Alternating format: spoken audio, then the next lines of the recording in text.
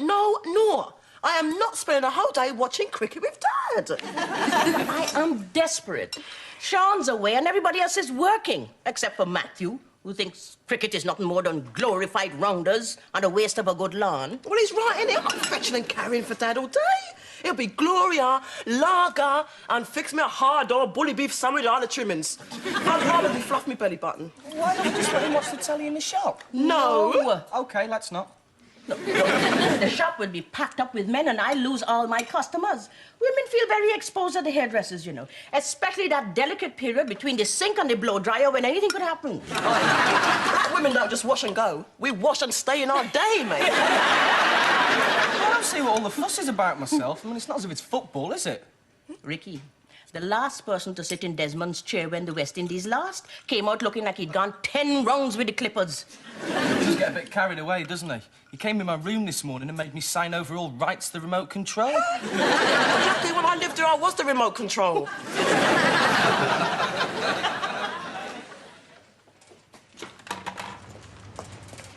What's the score, man?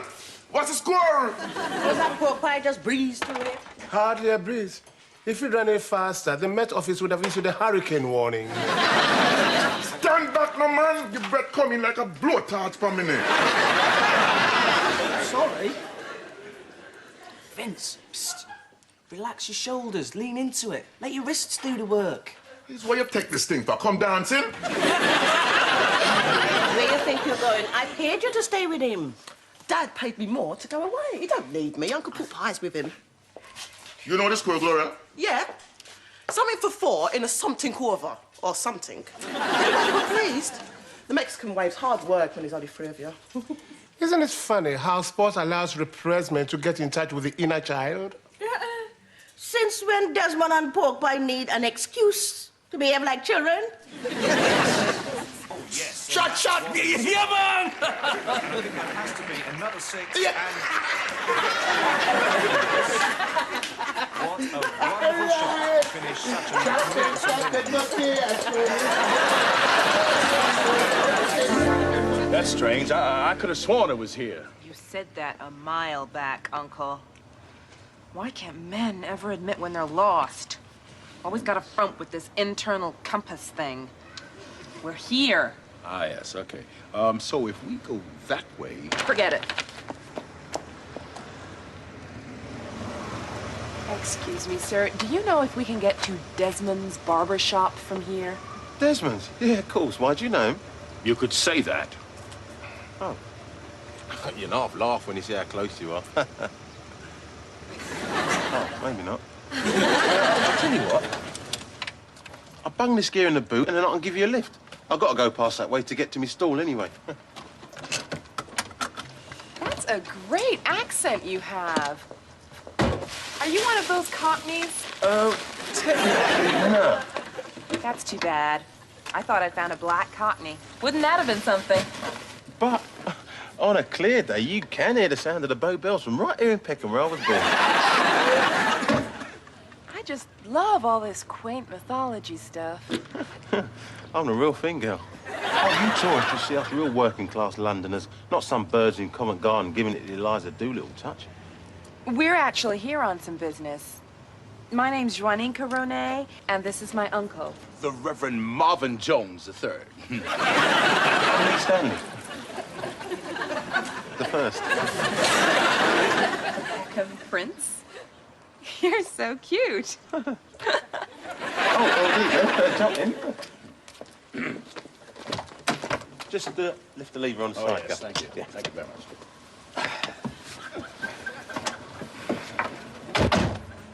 So, would your royal cockneyness be willing to show me the real London? Yeah, I don't see why not. I'll tell you what, if you wait for me at Desmond's, I'll pick you up on the way back. We might not be there that long. I'll call you. Yeah, you do that.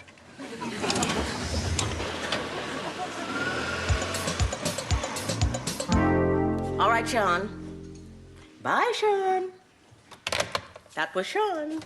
He sends his love. Ah, it's good to see he hasn't inherited his father's repressed nature. Note how freely he uses the word love. No, what he actually said was, Hold tight, Mum. Desmond's crew just big up your status. Seen? Yeah, well, actually, he and Spider are, and I quote, mashing up the jungle's massive all over Birmingham. Uncle, are you sure this is it? Yep, it's been a while, but this place is etched on my memory. Can I help you? I doubt it. No one's ever too far gone for us. Send forth the man. There is no hiding place. The eye of the Lord is all-seeing. Don't have to tell me. I'm a God-fearing woman. Yeah, so am I.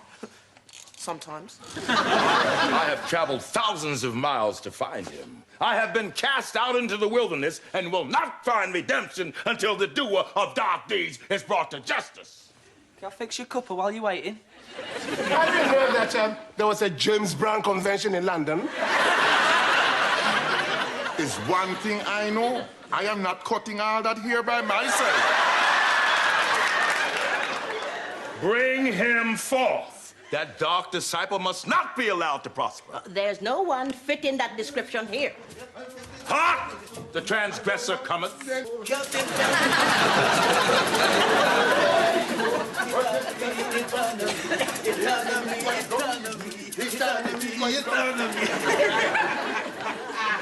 The perpetrator, I presume. The puppy who? My name is Juanica Ronet, attorney at law, and this is my uncle. The Reverend Marvin Jones III of the Pentecostal Rock of Ages Church, Philadelphia. And what can I do for you, my man? Hand over your worldly goods. What? What stupidness is this? He's just kidding. I wish somebody would share the joke.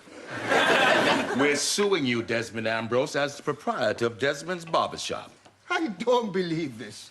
How can I be sued by someone I've never seen before? Read this at your leisure. This isn't America. Suing people is not a national pastime here. No, we've got Morris dancing. We're suing for deep mental trauma and psychological distress, culminating in marital breakdown and a complete loss of income resulting from a haircut in this shop. And what have all them fancy words got to do with Desmond? 2 years ago, while working as a missionary on a church exchange, I was lured into that chair with smooth words and falsehoods from the forked tongue of that man. Therein, he did proceed to alter my appearance with such vigor, such gusto, that I did leave that chair looking for all the world like a wrongdoer and philanderer. How come I never leave the chair looking like that? Okay. Desmond does the best he can with the little he's got. But I don't know what he's talking about. All I do is cut hair. Upon returning home, my wife took one look at my shorn head, complete with go faster stripes, and assumed church business was not the only thing I came to England for. Now, gentlemen, we all know how the female mind is driven by suspicion. Yeah, man. The man suing you is not asking you to join a men's support group. But your hair must have grown back long time. I can't help it if your wife don't appreciate style. It's your fault I acquired that particular style in the first place. When my wife left, so did my mostly female flock. There was no way they were going to stand by a man accused of hanky-panky. And I lost my primetime TV show, Go Downtown in Prayer. And all because of you watching cricket and letting those clipper-happy hands loose on my head. Who you calling Clipper happy? You'll be the rapping reverend. Yo. You came in here 2 summers ago when the cricket was on. Are you the one that wanted to cast your net among the youth of Peckham? That's the one. As I recall it, you came in here and begged me to help you update your image. No haircut in the world would update them Cuban heels. You said you wanted to fit in. Considering the absence of Tony that day, I thought I did a good job. You call this a good job? Look, Miss Roning, there's no way we're going to accept responsibility for your uncle's mental health or his marriage. You say it like it is, Shirley. I have stood by Desmond when he had some of the worst haircuts in creation. That's enough. In the 50s, he had a slick back you could skate on. In the 60s, a middle parting that Moses and all the children of Israel could pass through. In the 70s, he had sideburns that used to frighten small children. But did you hear me filing for divorce? Them sideburns frightened me, and I was a grown man. Thanks, I'm sure everybody get the picture. I think I've seen your face somewhere before. That's original, Matthew. Yes. Ebony magazine. To think I should meet such an esteemed figure as you in these shabby surroundings. Shabby ain't the word. Listen, Reverend, I'm a very skilled barber of great repute, and I will take you through every court in this land to clear my name. Yeah, you're making a quite outrageous claim. I don't care what he says. This slanderer won't get a single penny from me. Who said anything about pennies? I'd say a good settlement would be around about 500,000 US dollars. Excluding costs.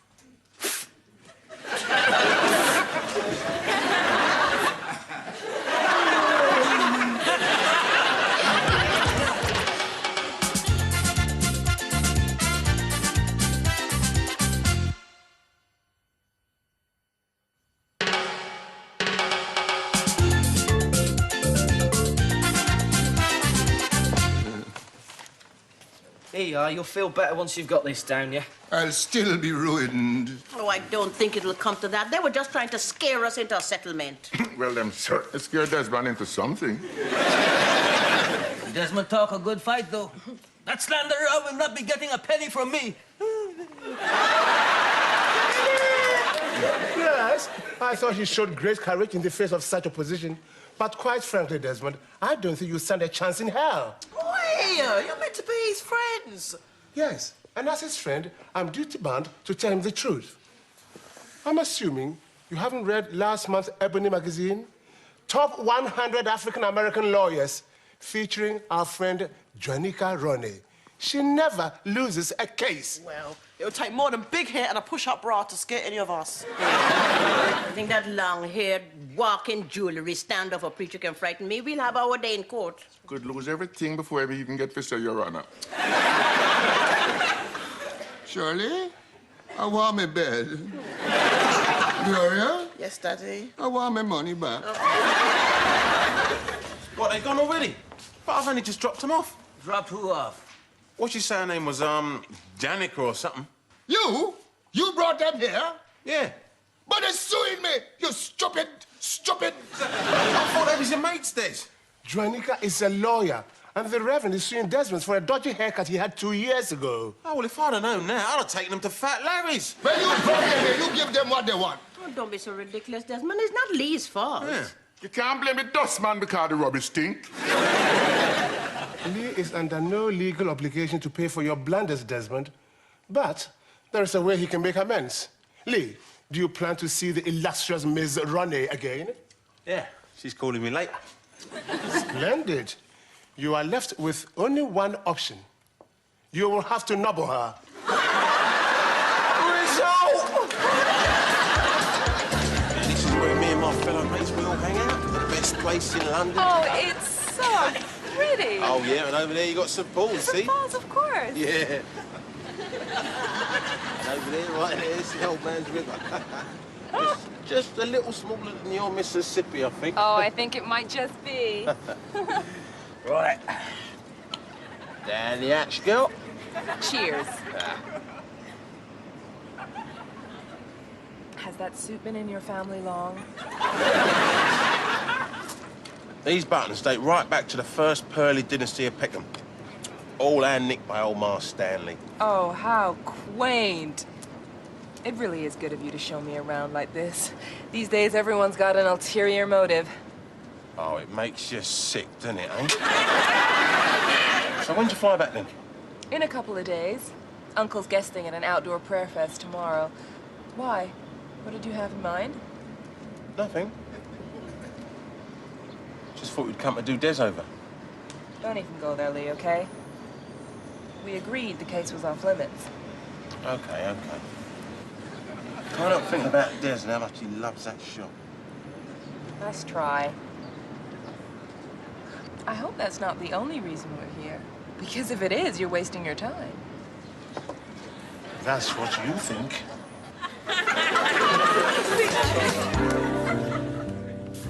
I don't know why I bother to pay staff if I do all the donkey work myself. Oh, Desmond, stop complaining. Vince needs to practice and Ricky had to go to the dentist. Apparently that tooth kept him awake all night.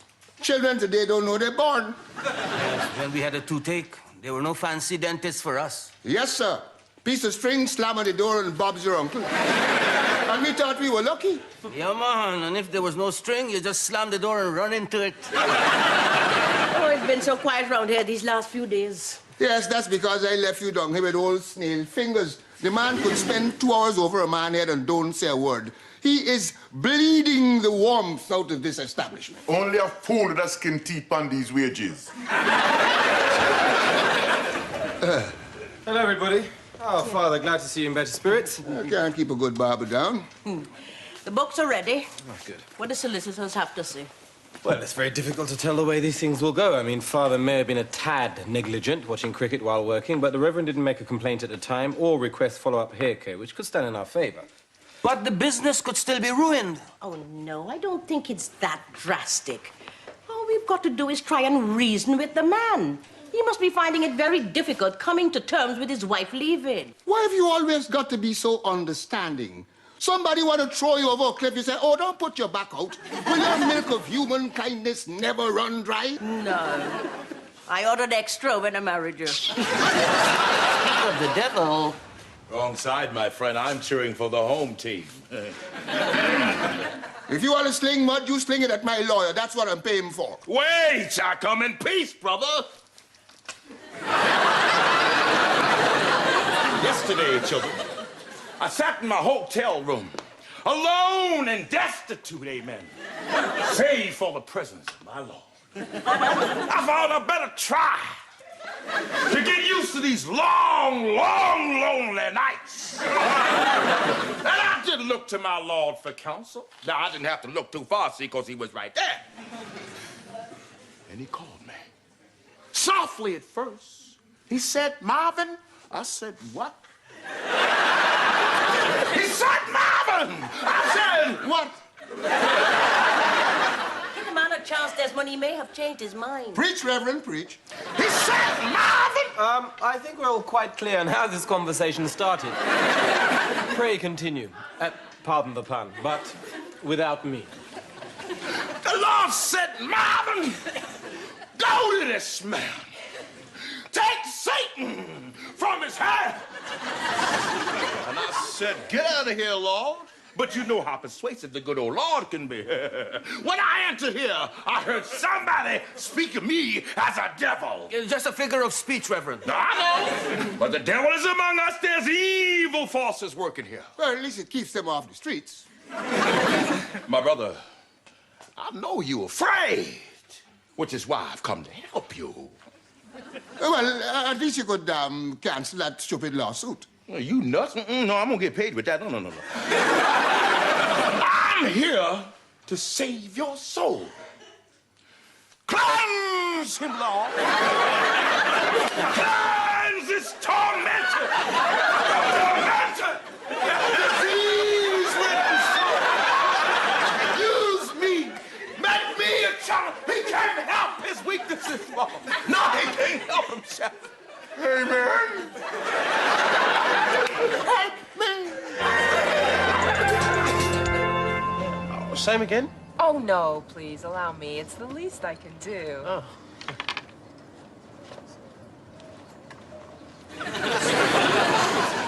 What do you think you're doing? Is this your definition of nobbling? Matt, how long you been here? Well, I've been trailing you for most of the morning. I knew you wouldn't recognize me behind this airport paperback. Look, if she catches you, we're rumbled. Well, as the mastermind of this plan, it's up to me to see it properly executed. And though your stories of old London town moved me, we mustn't forget the real reason we are here. To get Desmond off the hook. Look, I've tried, but she won't even talk about it. Well, think barrister, not barrow boy. Shut up. Oh, man, she's coming. I knew you were putting me on. You fake. When? Oh, Dwonica, look, I can explain. It weren't my idea. When I asked the guy for some how'd you feels, he said he felt fine and asked me how I was doing. Yeah. That Cockney humour can be a killer, can't it? Thank goodness. Oh, don't worry about him. He's a bit doolally. Here, dig in. I want to get a picture of you eating this stuff. Get on with Yeah, it. all right. All right. Look, I know you said you don't want to talk about it, right? But I think what your uncle's doing to Des is bang out of order. He's family, Lee. You do the same. But what if it weren't the haircut? I mean, maybe his marriage was in struck beforehand. Maybe. But the haircut was the last straw. At least that's what he told everyone. Oh, well, he ain't suffered in silence, then. He doesn't know how. Explain something to me, yeah? If I can. Now, I ain't no legal, right? But I've watched my fair share of LA law. Now, if someone goes around, right, attacking the good reputation of someone else, could that not be construed as defamation of character? At the simplest level, yes. OK, take your time on this, yeah? Who would have the stronger case? Someone, let's say a barber for argument's sake, yeah? Pillar of the community, professional children, wife, does a lot of work for charity, and holds down a full-time job, you know, that sort of thing.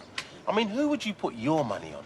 This good, honest barber whose character has been defamed, or, for argument's sake again, a funky reverend whose wife doesn't trust him and has been thrown out of church? Yes! Sam was in the power of prayer. Well, I'm coming to you now. I'm praying. What's wrong with Reverend Motormouth now? Desmond Spirit, take him! Plant him, Lord! Make thee an instrument. Good grief, it's the Pearly Prince of Peckham. Uncle, are you all right? We've got to talk. Yeah, I'm fine, kitten. I see you in court. Maybe not. We'll talk on the way. Let's go. Sorry for wasting your time. What you talking about, girl? Uncle. Bye, Lee. Bye. Oh, who gonna pay the hotel bill, Charlo? I done seen you to law school for that. No lawsuit for you after all, then, Des. You mean you actually got her to drop it? But Lee, that's marvelous. Yes, he was rather good under my expert tuition. I told her straight. I said, hey, takes more than a Barnett fair cut for your trouble and strife to leave you in the right old 2 and 8 on the Jack Jones, I said. Yeah, well, Lee, I don't know what you said, but thank you for saying it. Me old China.